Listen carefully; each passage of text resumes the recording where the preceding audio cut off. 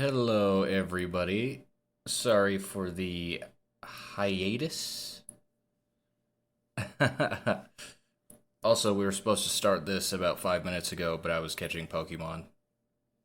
So, there's that. Anyway, sorry, I guess you should continue. It's been a while. We're a little rusty. Um, well, first of all, uh, welcome back to Scientology Chat. This is episode 10, one of our first milestones. And more importantly, that I'm sure most of you have been wondering about, is this is our first episode in over a month. And so, Yeah, I was hearing through the grapevine, air quotes, that we had some emails about people missing us.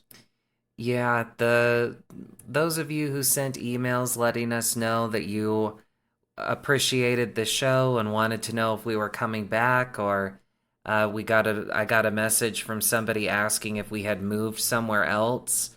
Um, that's amazing. Thank you so much for wanting to listen. And also, that our last episode that we did, episode 9, School Scientology in Schools, was by far our best performing episode we've done so far. And I just can't tell you how much we appreciate that you take the time to listen, and that so many of you took the time to reach out and make sure we were okay or what was going on. No kidding. Um, and so that's kind of what we're just going to talk about today, to let you know what actually has been going on, what's going to happen in the future, and kind of talk about everything in general here. Um, I've thought about this quite a bit to decide if I wanted to talk about what's been going on at all, or Well, I mean, it'll certainly give the church a good idea who you are. yeah, Not that they probably don't know already. yeah. Uh,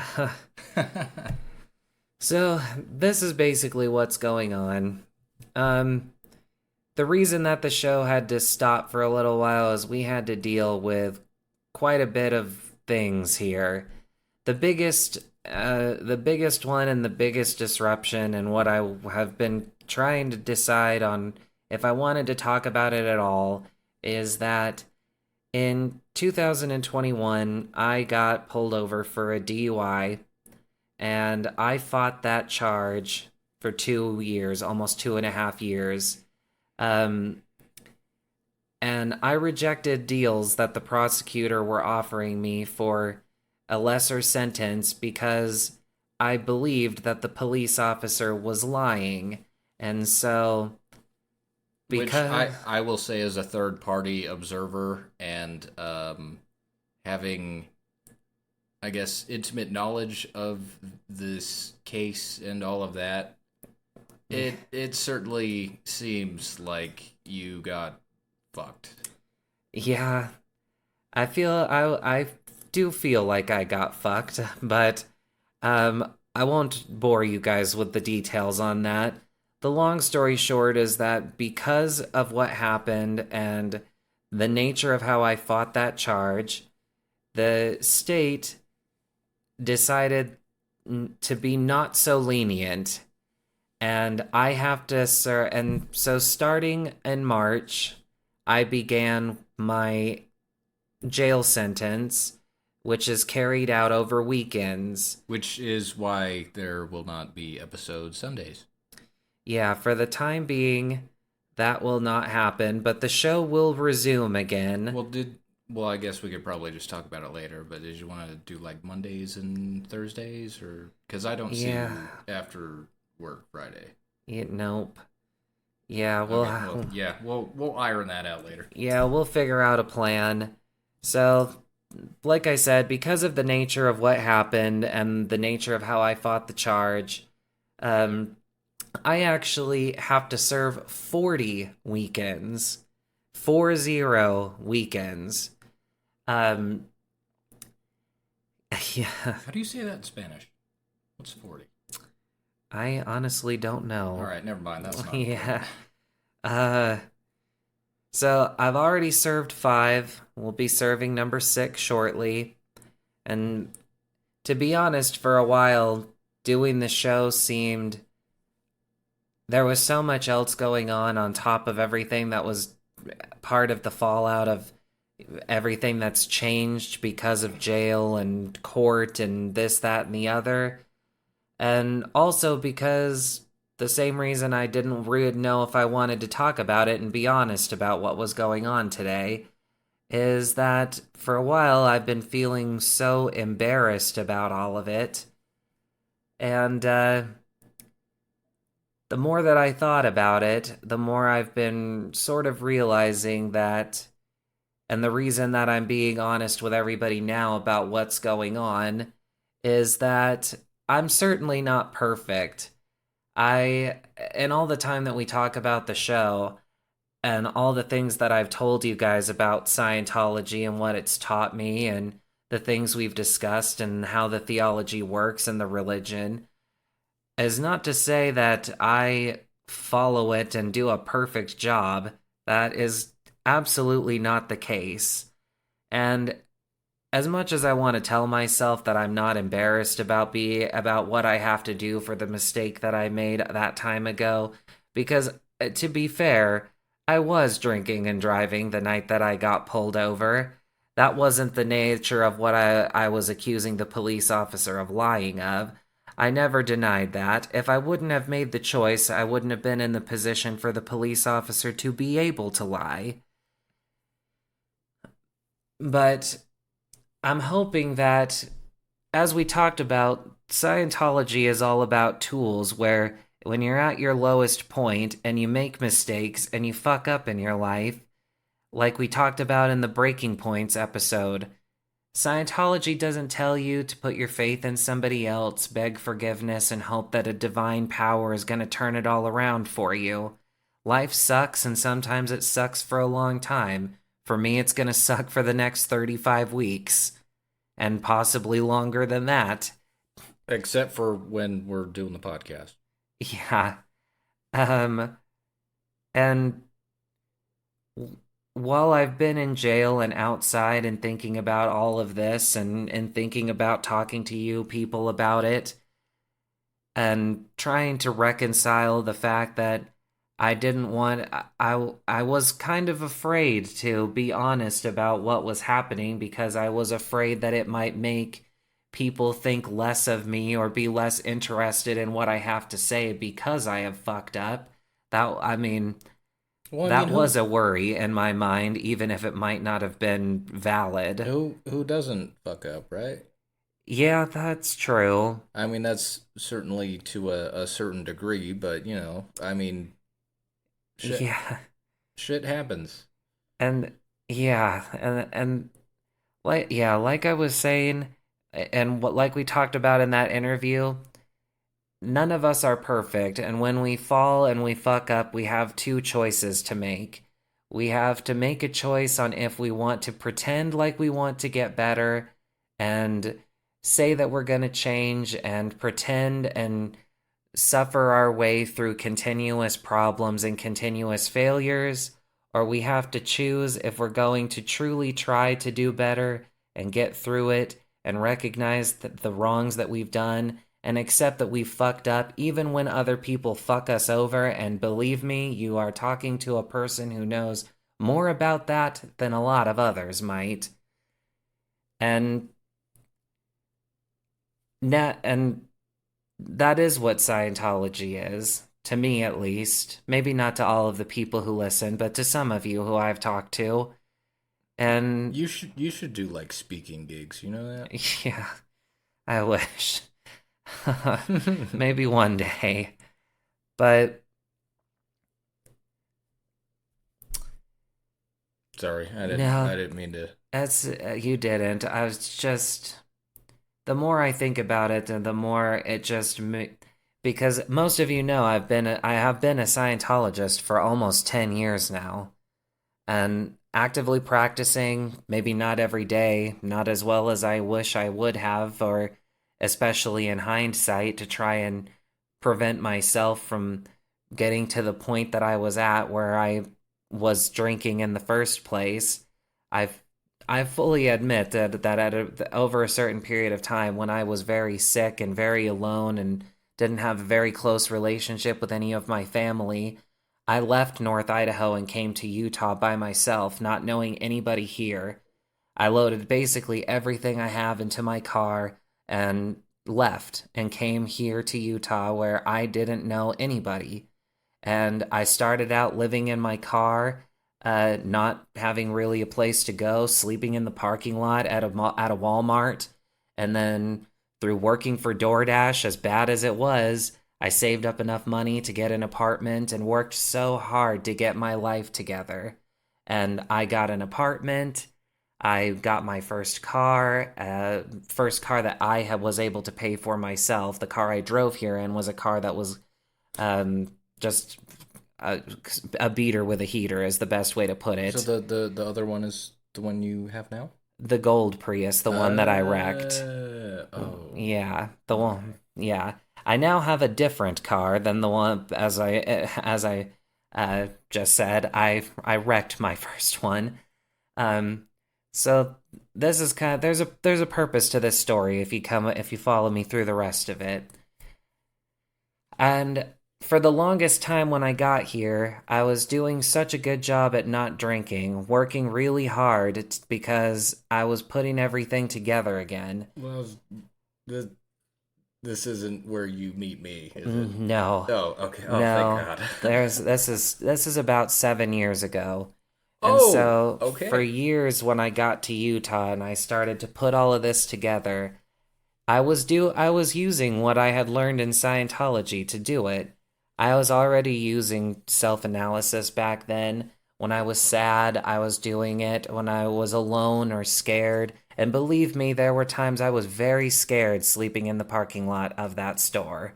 And when I was even more terrified the first night that I got to my apartment, because I was happy to have an apartment, but as the gentleman sitting to my right knows, it was not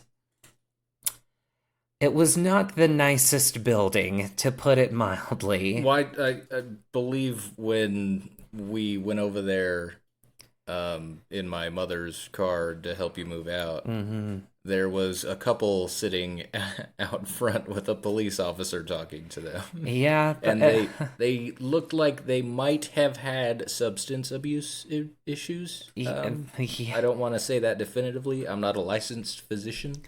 yeah. And obviously, I can't fault people for having substance abuse problems by any means. I certainly, Hey, I don't blame anybody yeah, either. but the police were frequent visitors to that building, and um, but it was still better than living in my car. And that's what I was able to tell myself when I was doing those exercises and when I was, as I have mentioned many times, derivatively towards Aaron Smith Levitt from his interview. I was pulling myself up by the bootstraps using tools, and they only cost me a nominal fee of $9.99, according to him. And it worked for me. That's why I do this show. I mean, it helped me a lot.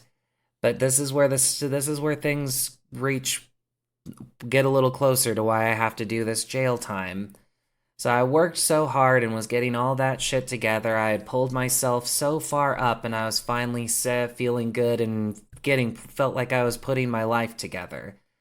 And then I started to notice that my stomach would hurt really bad. I was losing the ability to go to the bathroom regularly. I was constantly constipated, started to feel faint all of the time, and so I went to the hospital and they did blood work on me, and then I can still remember with such crystal clear clarity when the nurse practitioner came back in and she was like, we need to move you over to the emergency room.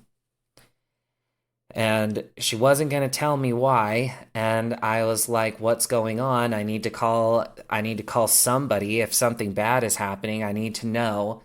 She was like, I'm going to level with you.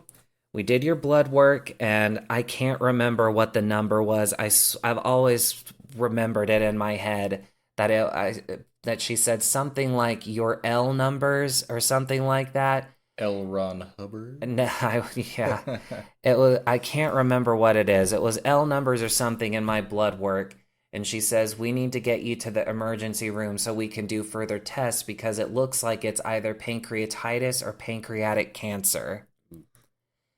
And as soon as I heard that word, everything just kind of crashed for me because I couldn't believe the cosmic joke that was being played on me, that I had worked so hard and done so good and I made it to Utah and I had got so far from having nothing. Well, that in sense, because you came from certainly a difficult situation. Yeah, and it felt like I had made it so far. And as soon as I heard that word, it was like I could see it all crashing in front of me. And so this is where I failed the first time. After that happened, and I had a choice at that moment, like we Gosh, you're talked about. freaking making me tear. Yeah. Um, you can tell I haven't worked my way through these engrams. Um, I had a choice at that point when I left the hospital after learning everything that I had learned from being in the emergency room and all that. And I made the choice in that moment because when I found out about this, it was right after Alex Trebek, the host of Jeopardy. He found out he had pancreatic cancer, and then a couple of months later, they said that he was better. And then, like 30 days later, he died from it. And that was just so fresh in my head. And it just felt like such a cosmic joke. Um, and so I made a bad choice and I went out and I decided that I was going to drink until I didn't care anymore. And then I was going to slam my car into a wall and, uh, and I was going to try to kill myself. And that's exactly what I did. Um,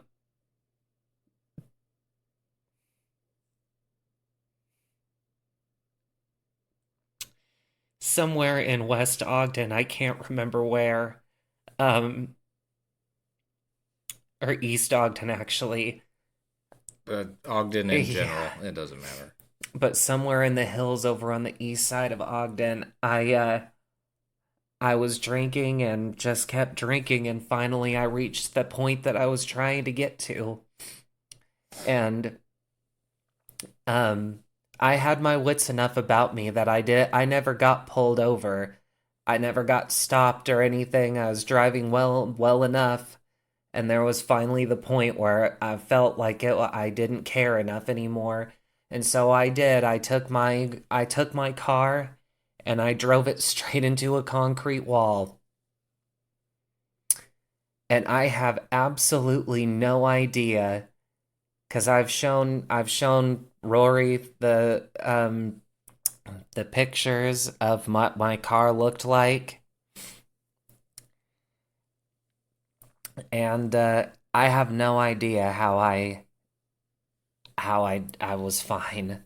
What year was that Prius? Because apparently that year of Prius is a great safety vehicle. Yeah, no kidding. It was a 2005 Toyota Prius, and Also, what the I shit? have no idea how, but that car just Does saved my does a life. Prius have a submodel or? No, it was just your run of the mill, just like my blue one, except that one was gold. All right, well, I'm not sure if gold might be a factor in Yeah, any of yeah, but that. so that's what happened, and so at that point, I got a DUI after I wrecked my car. The cops did show up afterwards, and everything happened. I did what I had Well, to do for wasn't that. there like a oh God, bothers me so much that like somebody's trying to kill themselves, and wasn't one of your charges like destruction of property? It was on Like that. this. Mm-hmm. The I don't know. I guess it wouldn't bother me so bad, but something in my brain just like flips to all the news stories and the local news and all the shit about drunk drivers, driving on the wrong side of the fucking freeway and killing a family and all this shit. And it's like, at least you were trying to off yourself. Not, I mean, Well, it's that I not to, but that's kind of a positive. yeah, I certainly don't think I made a wise decision by any means, Well, but right, and and need, God, I, needless to say, my car and my face had significantly more damage than the concrete wall did. I will say his face looks better than his last car. Yeah. Um, and so this was the first DUI. This is the one where, I didn't know we were going this deep. yeah, I mean, this is I'm this has a lot to do with Scientology too, because we get through this first DUI. Okay.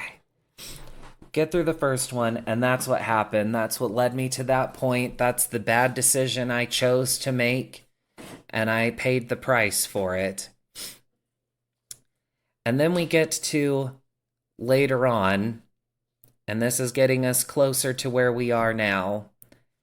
In that period of time where I was working on getting better and medically better, physically stronger, getting everything back together again, taking pills for this, that, and the other, whatever. I was willing to try whatever they were going to put in front of me to help it not hurt anymore. Not the stuff from the car accident, but the illness in general. And because of what I was dealing with and the physical problems that I was having from not from the medicine, from the symptoms themselves, and the stress of it all, I wasn't even able to do DoorDash to try and support myself or pay all the fucking bills or the rent or my car payment, insurance, and everything. I was paying for it all by myself. In this economy. Yeah. And so I started to go. There's a bar that I was moonlighting as a karaoke host. It wasn't a lot of money, but some nights I was getting in $300, $400, and for doing it for 2 nights, between the money I was getting straight from the bar and the tips. Well, I was gonna say, hey, if you would be doing that every night, $300 a night is not that bad. I wish, but so that this is where we get to where we are, what's happened now. And it's one of those things where the domino effect is laid bare before me, and it's a series of unfortunate events is such a great title for a book series, because there are times where nothing fits better than that. Would butterfly effect work there as well? I wish if I could go back and change one small thing, I'm sure it would have changed everything else. Go back and find a butterfly and kill it. Yeah. So we get to this point where I'm moonlighting at a bar, trying to pay not only my medical debt and my rent and my car payment and my insurance and my fine to the court, because if you miss a court payment, you get a violation, you go to jail, then you can't make money to pay anything. Good old America. Yeah, I'm out here doing this, working at a karaoke show one night, and we get to 1 o'clock in the morning, and Utah has an extremely low DUI tolerance percentage to begin with. I believe it's 0.00 now. It's not far off. Well, it's maybe 0.05. Okay, maybe I was just thinking for minors. Yeah. That's when I was worried about it. And so, because I was working the show at the bar, I was drinking. That is true. I accept that. I made a bad choice, and I made another bad choice when I left. Well, I was going to say, I mean, you go to a bar, you drink. That's what you do. That's probably not the bad choice, but the choice after that Right, yeah. And so I certainly, and I'm not defending myself to you at this point. I'm dealing with the consequences in court regardless. But at the time, I wasn't throwing back shots or anything. I wasn't chugging. When I left, I felt like I really was okay to drive. I wasn't stumbling, slurring, or anything. And when I left with other staff of the bar, and even during the process of the case, none of them felt like I was bad to drive.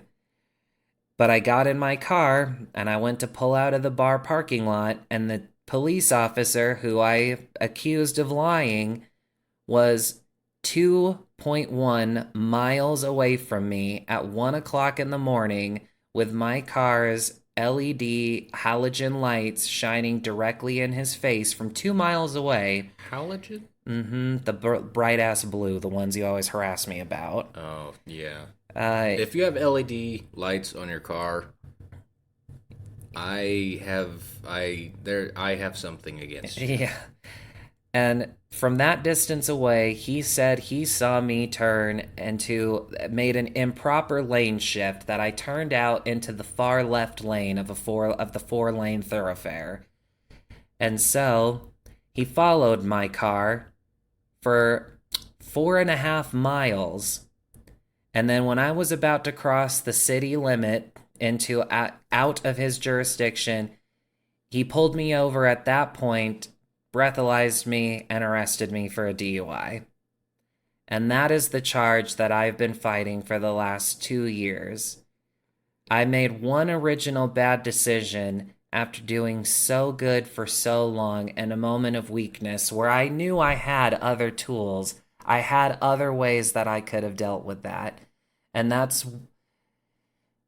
what we've talked about here. I had the tools that I paid nominal fees to have in my tool belt, and I chose not to use them. I made a bad choice that created other bad circumstances for me, and those bad circumstances led to impossible choices, in my opinion, where I was damned if I did and damned if I didn't. So I decided to roll the dice and see if I was damned. And lo and behold, I was. I did what I thought I had to do to keep my house and not become homeless again. I did what I had to do to pay my court fines and not violate probation and find myself in the exact predicament I basically wound up in anyway. And I fought that charge for 2.5 years, like I said, from August, almost 3 years ago now. I fought it for so long. I turned down deals because I knew that he was lying, and I may have lost, but it still feels great to know that he had to sit in court, and I got to ask him questions, and I would still say I got to show that he was a liar. Well, a lot of the times, especially, well, I guess I shouldn't say for, DUI stuff, but a lot of like parking tickets or stuff that's like more minor. Mm-hmm. A lot of the times the cops don't even show up for court, Yeah. but the people plead guilty anyway, just to get it over with because that seems like the easier option. Yeah. Yeah. Um, and there's kind of that, now that we wrap it all up here to kind of bring us back to, Oh, we're wrapping it up now? well, not the whole episode, but I mean, why. you went into a lot more detail than I thought was gonna go on. And the reason I decided to do that is twofold, and that's where we're at here. Because he's a good person and he's honest. The first one was just that. I wanted to be honest with everybody who listens about why the show was off for a while. And I wanted to be honest for some of the people who have said that or may have been interested and done something I suggested, or I wanted to be honest that in this show I've given people a lot of advice and suggested what you should do to try and tell you what I believe will help you be better in life, and told you what I thought would be a good way for you to help yourself and be a better person. And I hope that by being honest, it shows that if you try your hardest to do the things we talk about, or different things, whether it's Scientology or something else, and then you make a bad choice and you fuck it all up, everything after that, you find yourself with more choices, and you have.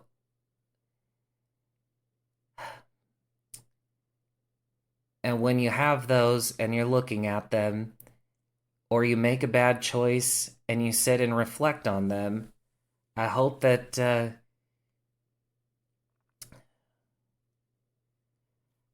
you can think about a lot of the things that we've talked about, whether you are a Scientologist or not, whether you use the tools we've talked about or not, whatever you use. I hope that whatever it is in your life that you do, you don't find yourself feeling like because you fucked up once or you made a bad choice that you're damned no matter what.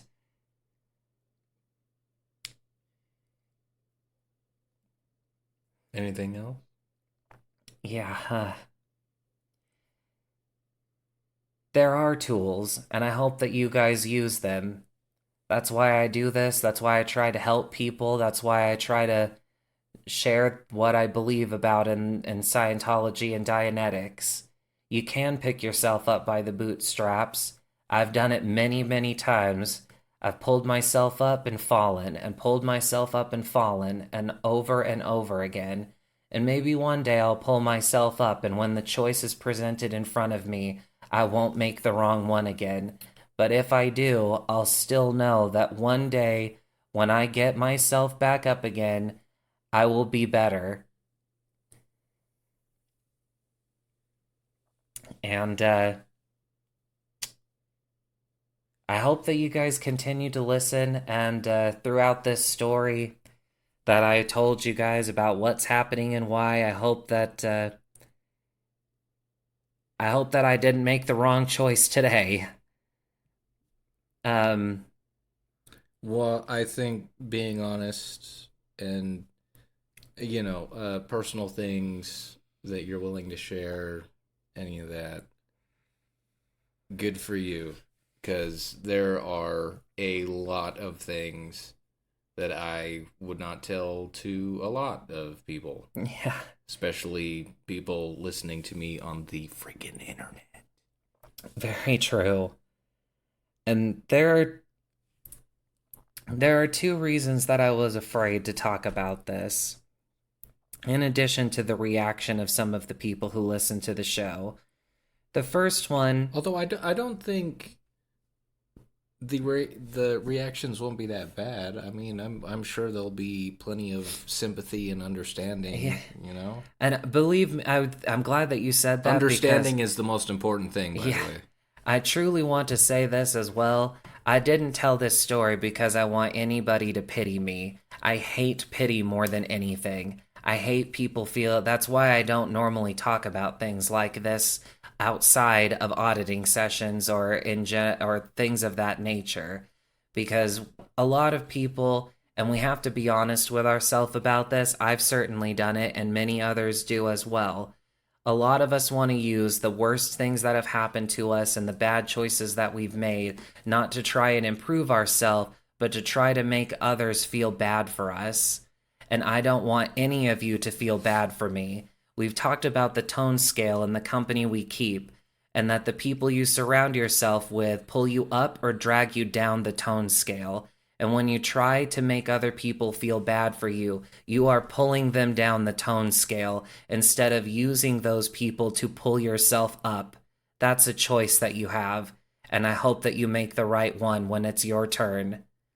And so, the two things that I wanted to say when about why I was afraid to talk about this is that one, if the Church of Scientology ever does try to come after me because of the topics we discuss on this, I don't think they ever will, because I've said many times I do not hate the church. Well, that and you're not like a high up in the church that. True, but that hasn't stopped them from going after people before. And Oh, I, I need to watch those documentaries. so I don't think that they will, but if they ever do, the Church of Scientology likely will use things like this or my criminal history to try and discredit me. I know if they did, I hope they won't. I hope they understand that I do this because I care about the church and I want it to be better too. That's one of the reasons. And then the second reason that I was afraid to talk about this was because people have a perception that a successful religion breeds perfect people, that a religion is true because people who follow it are Christ like or holy, or in Scientology's case, you have people like Tom Cruise, who seems like the happiest person in the world, Crazy. who everybody who ever says that they met him seems to think that he's this great person. Or people have the conception in Scientology that we don't believe in medical care. I've heard many people make jokes about Kirstie Alley, that Scientology is obviously bullshit because if it was true, she wouldn't have been able to die from cancer. What? That's a common rumor about Scientology. They think that if you achieve certain levels on the bridge and you get to OT, that you are invulnerable to disease. Okay. Okay. Yeah. Okay. I need to read more of these fucking books. So, and that's not true. That's not reality. Okay. And so Fake news. that was another thing that made me nervous, was that because I know from talking to people like the person who I was talking to you about, who had asked all those questions, Mm. that some people have found me to, and it's weird to say it, but have found listening to me to be helpful for them. A lot of people, Yeah. apparently. Yeah. And I was afraid that by talking about this and showing that I am not perfect by any means, and I have made horrible mistakes, that they might think lesser of me or give up entirely because they might feel that what I'm trying to help them do won't really help them, because there are times where it didn't help me. And so I wanted to talk about the story because there are times when it could have helped me and I chose not to. Oh, free will. Yeah, Free will. for all the good it does for us sometimes. But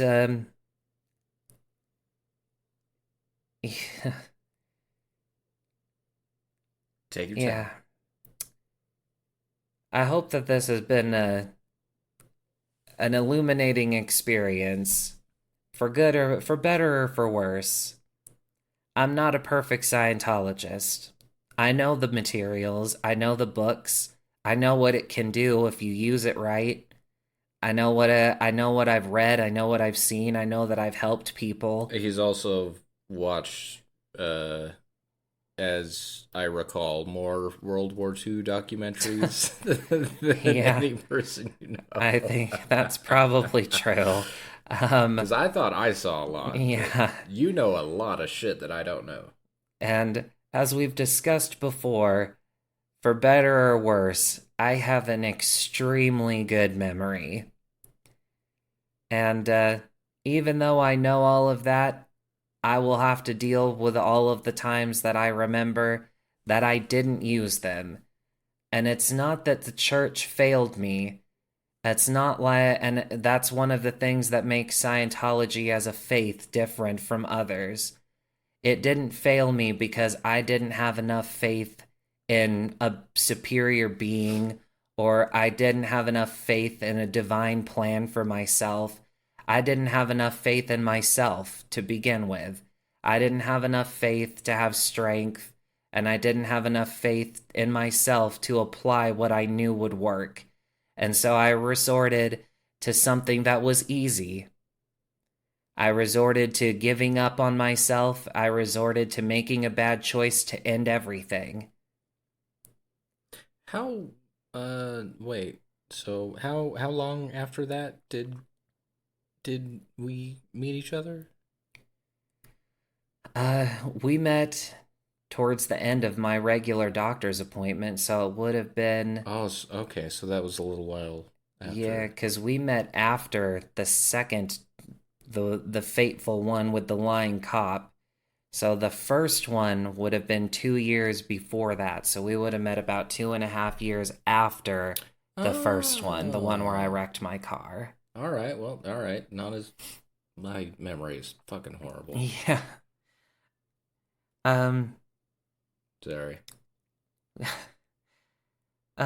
So I mean, we've already crossed the 40-minute mark, and I was only originally intending to talk for a short episode this time. I didn't want to say anything. Yeah, but we will be here. We're going to do more shows. We still have many more topics to discuss, including some of the suggestions that some of you have sent to us. And some I will certainly Yeah. try to look up. Yeah.